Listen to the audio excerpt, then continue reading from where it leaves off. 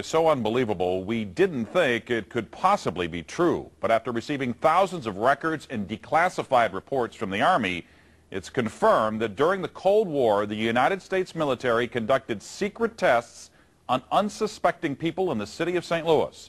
A local sociologist will make her findings public tomorrow, but she spoke first to the I-Team's Lisa Ziegman. Lisa Martino Taylor's life work has been to uncover details of the Army's ultra-secret military experiments carried out in St. Louis and other cities during the 1950s and 60s. This study was secretive for a reason.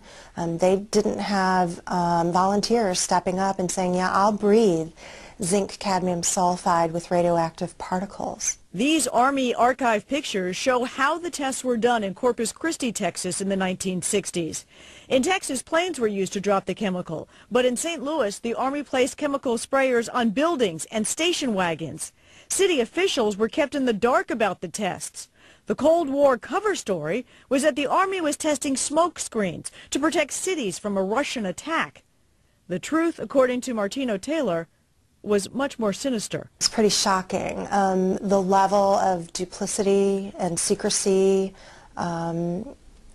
clearly they went to great lengths to deceive people. By making hundreds of Freedom of Information Act requests, she uncovered once classified documents that confirmed the spraying of zinc cadmium sulfide.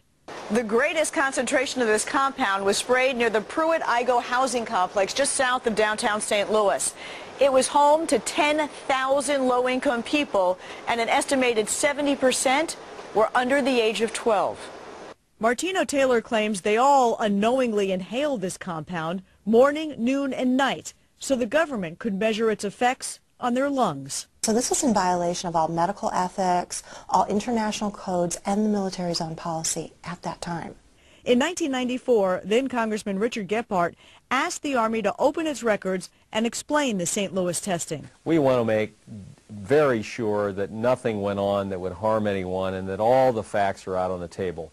Documents released in the 90s show the Army placed sprayers on this former Knights of Columbus building on Lindell and in Forest Park. The Army always insisted the chemical compound was safe. Martino Taylor believes documents prove otherwise.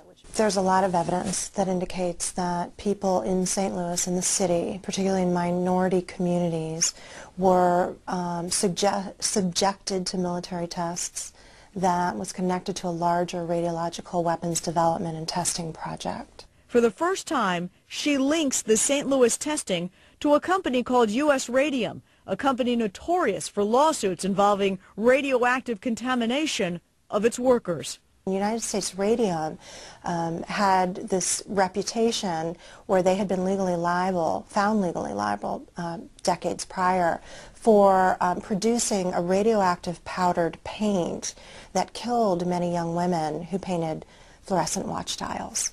While the Army admits it added a fluorescent substance to the zinc cadmium compound, details of whether it was radioactive remain secret. Documents uncovered to date indicate the Army never conducted follow-up studies to see whether the compound caused long-term health issues. In 1972, after years of crime, poverty, and decline, the government destroyed the Pruitt-Igoe housing complex. Lisa Ziegman, News Channel 5, I-Team. Now, the company U.S. Radium no longer exists. Martino Taylor has placed all of her research, including the declassified documents, online, and will link you to that data at ksdk.com. Now, she will make all of her findings public tomorrow at St. Louis Community College Merrimack campus. In the meantime, if you remember the spraying, the I-Team's Lisa Ziegman would like to hear from you. You can email her at lziegman@ksdk.com.